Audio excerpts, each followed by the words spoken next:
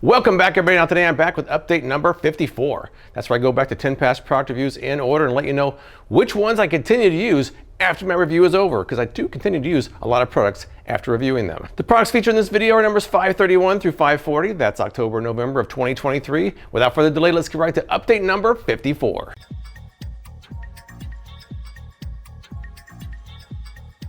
Number 531 was kind of a classic item. It's the Presto Salad Shooter. It's kind of an interesting handheld device that lets you shoot out veggies almost like a gun. Let's first flash back to how my original review went. The Presto Salad Shooter. This is a classic item. It's been around for a long time. Now the claims that you can shred fruits, veggies, and cheese, or grate nuts, chocolate, and more.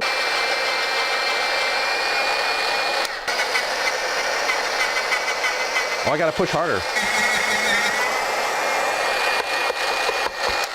I don't even think cutting that in half is going to be enough. Oh, it threw it out there. It's going to keep going.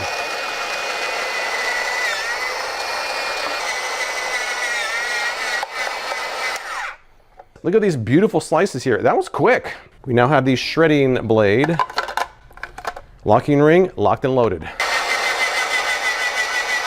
Oh, it takes more force. It's pretty nicely shredded though. It's a pretty uniform shred.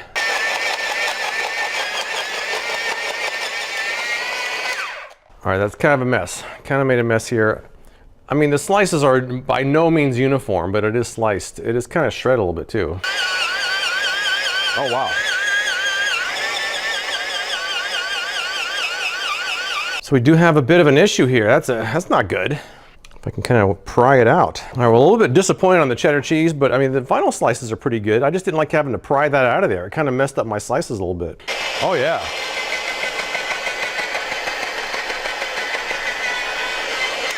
Those are pretty nice slices, pretty thin. Not really uniform, but still pretty good. So the apple slices to me were better than the cheese. They seem like they're a little bit more uniform and they're much faster. So in the end, I think the Salad Shooter does live up to its reputation of being a good shredder and slicer, although it's not perfect. It's not without its flaws, but it is pretty good. All right, so in the end, I'm someone who eats a salad almost every day, and it's not something I really used. I left it in my kitchen hoping I would use it, but I never really did. I guess because I'm just making a salad for one person, it just seems like a lot to pull out an appliance and chop up something for one person. To me, just chopping up a few veggies with a knife was a lot easier than pulling out an appliance and having to clean it. I guess if you're using it for multiple people or large batches, maybe, but it's not something I found a use for.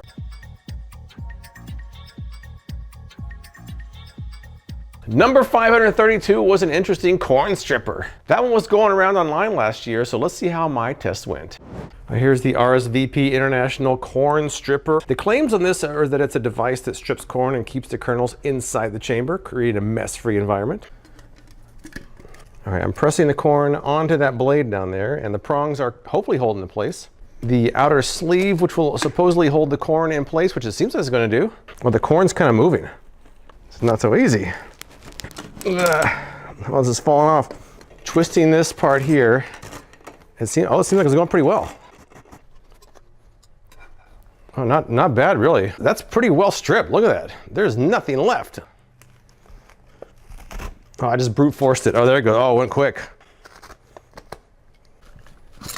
Oh, the top came off. Plunger time. All right, there we go. Pretty quick, actually. I feel like I kind of got the hang of this now. I've used it a few times, so let's try it for some cooked corn and see how it goes. Inserting the corn into the cylinder. Kind of pressing a little bit onto that blade there. Inserting the outer sleeve. Let's insert the stainless steel blade. Line up as best we can on the cob. Start twisting. There it goes. It seems like it takes a couple of hard twists before it kind of catches. It's going, but this is definitely taking a little bit of effort. All right, we are through. Let's see what we got. The end of the cob is a little bit ragged looking. Once again, nicely stripped. Looking at the final cobs, these were the uncooked cobs, very nicely stripped. Cooked cobs, nicely stripped also, but a couple of them seemed like they're kind of, something was kind of going on the end there. So not perfect, but pretty close. And on one of them, we got a little bit of a cob chunk in the bottom. But overall, stripped pretty well. Perhaps not surprisingly, it's not something I continue to use. It's not even something I really thought I was going to use. I'm glad I tried it out, but that one ended up in the boneyard.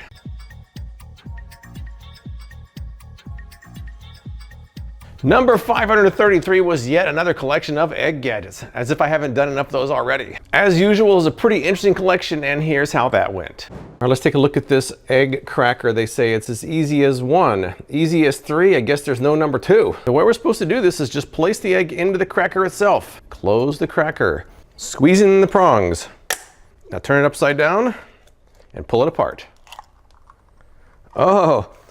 Well, it did crack the egg. It looks pretty nice. All right, let's take a look at this egg cutter. I paid $1.88 for this on Temu. I also see it on Amazon for about $6. So here we go, first use. Pressing it down. Okay, I felt it penetrate the egg. Now I'm going to roll it. I got something happening. Did it cut all the way through? It did cut all the way through. Wow, actually, it actually worked. I can't believe it. This one is a generic egg dispenser. Looks like we're gonna fit more than 12. I think we're gonna get 14 in here. And this did not move. It did not move. These are kind of getting stuck. Take one out, and they're not moving. All right, it seems like as it gets further along, it's not so bad, but when it was fully loaded, it kind of had problems. This is the extra space.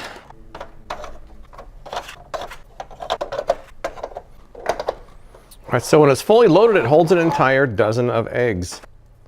So take out the first 2, then you can just push that in and you still have more space. Eventually you're gonna be down to the final 2, which is gonna be a pretty small footprint in your fridge. Now this is another one of those videos where I didn't really expect to use any of those long term, and I didn't. I think all of the ones featured in this video I ended up donating.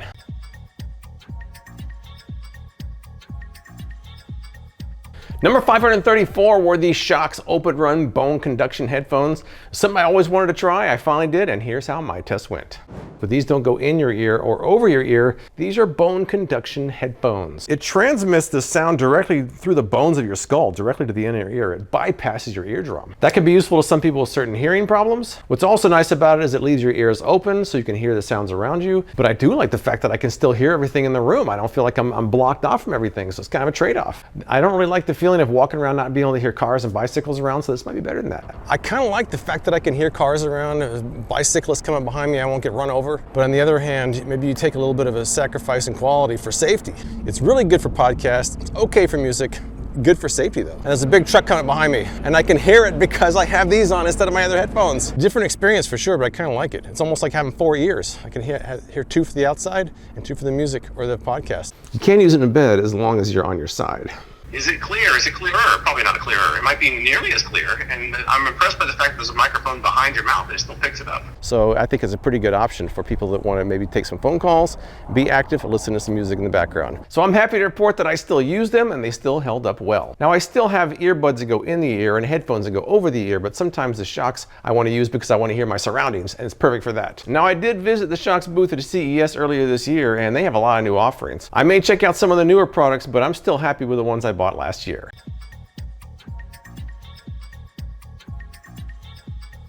Number 535 was the ChargeCard, which is a power bank that looks like a credit card. This one grabbed my attention, and here's how my test went. Now let's take a look at the ChargeCard here. Now the claims are this is a 2300 milliamp hour battery, the size of a credit card. It features USB-C and lightning connectors. You can tell by the design, it looks like an American Express card. In fact, if you compare it to an American Express Platinum card, it's very similar. My phone is at 15%, so it looks like I need to charge this thing up. Good thing I've got my ChargeCard with me. Let's see how this goes here. So I'll put the micro USB connector in the ChargeCard itself. And we have 4 nice looking lights here. Now plugging it into the iPhone. The iPhone is charging. At the 118 mark, it just started blinking for the last bar, so it's about done here, it looks like. And that's it, it just stopped. It started blinking about a minute beforehand. Basically 119, and let's see what percentage we got here. I'm at 46%, I started at 15, so I got 31% charge. Now I currently have the lightning cable in here right now, and now you take that off by disconnecting it from both ends, and then you've got this. And you can reattach a different cable, like this is a USB-C. I kind of left these on here because it's kind of convenient to have the label on there. USB-C just plugs in on one side, and then this goes on the other side, and then we're back to credit card shape once again. These lights seem to stay on for a while by themselves. They do go off eventually, and this button right here you can press to check the battery power, but For some reason, these seem to stay on for quite a while. So they just went off. Now just press this button and check once again. All right, wallet with the charge card in the back pocket. Let me see. I can definitely feel it, but it doesn't feel too uncomfortable. It's really not that much thicker than my wallet normally is anyways. I do think that its small size will appeal to some people, but if you're planning on putting your wallet, I'd measure your wallet card slots carefully, because that little bit of a difference that it has over a regular credit card could be the difference between it fitting and not. So the charge card's kind of an interesting one. I wasn't really sure I was going to use it because it was so small. But now when I have a backpack, I don't mind kind of a bulky charger in there. But there's been a few occasions where I wanted to go out with some friends and I forgot to charge my phone. I didn't want to have a big bulky charger in my pants, so I just used the charge card, and it worked perfect for that. I can charge my phone in my pocket without a big bulge in my pants, so to speak. So the charge card is something I found a use for and I continue to use.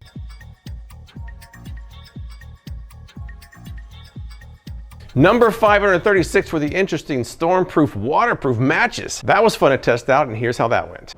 Let's take a look at the Yuko Stormproof Match Kit. On the package it says waterproof case, 3 replaceable strikers, 25 stormproof matches, windproof and waterproof, burns up to 15 seconds.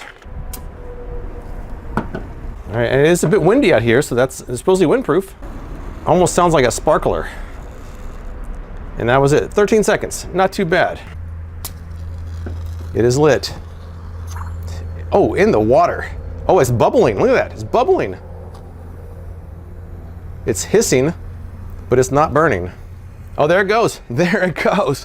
Whoa, that was pretty cool. Underwater and it relit itself. Very cool. Dunking it. All right, I kind of dried it off on my pant leg there.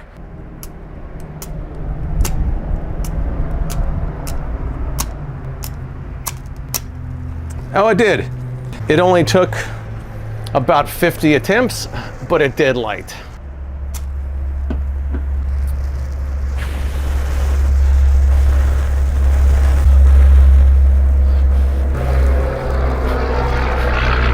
It's almost like those birthday candles just keep relighting. It's kind of cool, actually. Do I see any bubbles coming out? I do not see any bubbles coming out. It does seem to be waterproof. And I just got my striker wet. Great. I guess that striker might be out and down for the count. And they do seem to be completely dry, so I would say it's waterproof. It is waterproof. The cotton in there is dry also. The only thing I was concerned about are the strikers, and it seems like some of the complaints online I kind of agree with. Even the 3 they provide you may not be enough to light all 25 matches. All right, so the matches, I ended up using all of them, but I wouldn't buy them again because the striker pads didn't work very well. A lot of people on Amazon said the same thing. After 1 or 2 uses, those striker pads seem to not work anymore. Now, you can obviously strike your matches on other things, but as far as a self-contained unit with striker pads at work, to me, that needs improvement. Number 537 was a fun one. That was Space Pong. Now this is one I wasn't sure how that was gonna work. My son and I tried it out, and here's how that went. So the way this is supposed to work is each player has a paddle. Player 1 is green. Player 2 is red. The base itself will shine a light ball on the ceiling. Their video showed the walls, but we only saw on the ceiling. When it's green, player 1 swings at it. When it's red, player 2 swings at it. Player 1 is green. Player 2 is red. It's you first. Oh, did I get it? You got it. Oh, okay. Okay. Whew. No, I missed it. I missed it. I feel like I'm hitting the ceiling. I want to swing down here, not way up there. And you can barely see the red. The red's harder to see than the green. But our ball was nowhere near as bright as the one they show. Not only that, they showed it on the walls. I had it only on the ceiling. So there's a big difference between a bright light on the walls and a dim light on the ceiling. So to add insult to injury, the indicator from the red paddle sometimes showed up on the ceiling, so it looked like you had 2 lights up there to make it even more difficult. Take that, take that. This is ridiculous, Fred. This is totally ridiculous. It is ridiculous. This is a Space Pong Team USA 2024. We're coming for you, Olympics. I don't think their video accurately represents what we saw. They had a bright light on the walls, we had a dim light on the ceiling, and not quite the same thing. I like the idea of it, but to me it needs improvement. So it was fun to test out with my son, but it was almost more of a joke than an actual fun toy to try out. I never used it again, my son never used it again, so this one ended up in the donation pile.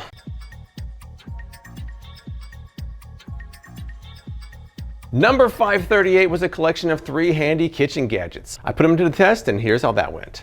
These are no ordinary salt and pepper mills. They allow for one-handed operation. They claim are this electric salt and pepper mills with a gravity sensor, so you don't even have to press a button. Let's try the pepper now. All the way to fine. Let's see what we got here. There it goes. Let me do one turn and keep going. One turn all the way around. All right, here we go. One more turn. All right, this was all the way to fine. That was about one turn, and that was about 2 turns. I can see the difference. You know, I never thought I'd really geek out at a salt and pepper mill, but I kind of like these. They're kind of cool. Adjust a cup. It's a measuring cup that has all sorts of measurements, and it all can be done in one unit. Not too much spillage, just a little bit. So that does look like about 1 cup. Let's double check the measurement with an actual 1 cup measuring cup and see what happens. All right, I'd say that's pretty accurate. Now, can I scoop with this? That's the question. Oh, I can scoop. And it seemed to be pretty good. Let me just measure this out and see how close that is. I would say measurement-wise, it's pretty accurate. Now let's see, is it leaking? Well, it is not leaking. Adjust a tablespoon here. Now they claim that it has an award-winning design that's good for dry or wet ingredients, can measure from 1/2 of a teaspoon up to 1 tablespoon. There's a leveled tablespoon of salt. It seems pretty accurate. It's not all the way to the top, but I would say pretty close. I would say that's pretty close. It's about the same as using a regular spoon. It's been about 5 minutes. Let's check it out. And it seems like it's retained it in the front section there. So it looks like the liquids are not going to spill back into that back section there. So I do think it's kind of watertight back there. So I'm happy to report I still use all 3 of these items. The Gravity Salt and Pepper Mill are the best of the bunch. I still use it all the time. I've had a lot of compliments from them, from people that have come and visited. I don't even think I've ever had to replace the batteries yet. Maybe once, but I don't think I have. So they still work perfectly with regular use, and the batteries last a long time. To me, this is a great product. Now the adjusted tablespoon and the measuring cup are something I use kind of occasionally. They're kind of like my 3rd string measuring devices. If I'm making a recipe that requires multiple tablespoons or multiple measuring cups, I usually pull these out. I will say this measuring cup though, you can't really get too far down to the bottom. It starts getting kind of wobbly. And I have found that even though it passed some waterproof test, eventually if you put liquid in there, it starts to leak. So it's kind of good for a small amount of dried ingredients, but I wouldn't use it for a large amount or for liquids.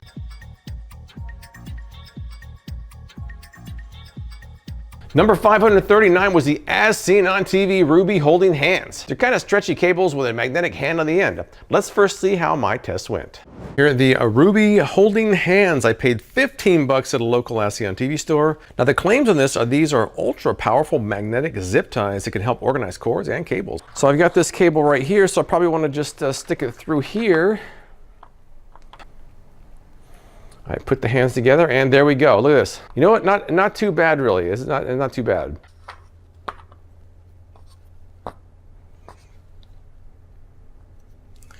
And voila, not too bad actually. I've got a rather long extension cord here. Now let's see if I could do one on each side. Oh, maybe it is. Is it going to hold? Maybe it is. Okay, I'm going to try to loop it around one time. Maybe I can have all 4 of the hands grouped together. That might work. Oh, look. I've got the 4 hands on this side grouped together. The 2 on this side, it might actually work. But in the commercial, they show Ruby holding hands, holding that bag of chips together. And they did it just like this. They folded it over. And put the hands on each side here. All right, the hands are clasped. Is it going to pick it up? Oh. I mean, they're holding together, but it didn't hold it closed. Let's start off with something like this 2-pound weight here. See if it can pick that up. Now, we've got it wrapped around the end of a 2-pound weight. Will it pick it up? It does. All right, so I'm a bit surprised, but let's move up to a little bit heavier weight and see what happens there. I guess you can have fun with it. You can put it up here. Look at this. You got it dangling off this. Let me see if I can pull it. It definitely feels like it's about to come apart right now. That's about as much as I'm going to get out of that one. Or less. So eventually I found a use for these, and that's for cord management. I do use them to hold my cords together. So it's been good for that. I haven't really found a lot of other uses for them, but as far as cable management goes, it does work.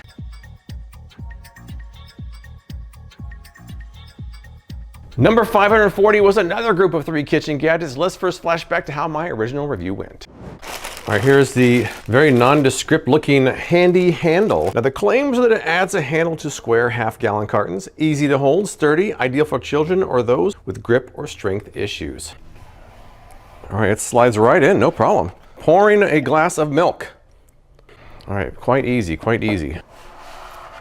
Oh, it fits that as well. Will it pour? Well, it fits in there much more loosely. Look at this, there's a lot of play. Glass number 1 feels pretty solid. Glass number 2, so far so good. I think we're on a roll here. Maybe this is gonna work. It might work for the slightly smaller containers. Like, oh, it's slipping. As it got down to the bottom, this started sliding right out of there. It might work for most of it. When you get to the bottom, on these just under half-gallon containers, doesn't work as well. If you use a lot of these, it does work. This is the Slap Chop folding cutting board. Now the claims that it's a folding cutting board for food prep and chopping with a knife-friendly surface.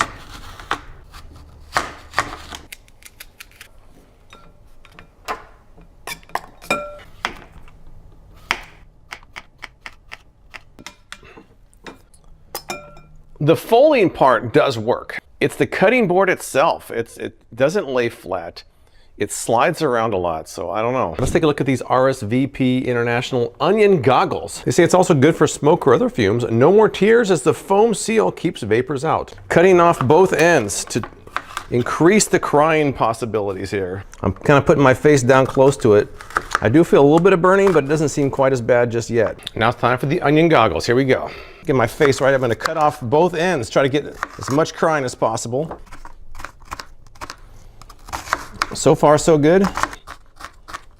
All right, so I have to say that there's a tiny bit of burning in my eyes. I would say if the original one without the fan was 100%, with the fan was 50%, this is more like 25%. There is a little bit, not as bad. So unlike those in number 538, I don't use any of these anymore. As far as the onion goggles goes, I don't really like onions. I rarely ever prepare them, so it's not something I really needed. The cutting board, I donated immediately. And the handy handle is still here, but I never use it. I think I have 3 half-gallon containers in my fridge, and not once have I said, I need the handy handle for this. I can see how some people might need it, but I didn't. Well, that's it for this update. I would say if I had to pick the best of the bunch, it'd be either the Salt and Pepper Mills or the Shokz OpenRun headphones. The worst of the bunch is probably the cutting board because it went in the donation pile as soon as I finished my review for that one. But that's all I've got for this update. I'll be back in about another month with my next update. I appreciate you guys watching, and I'll see you next time.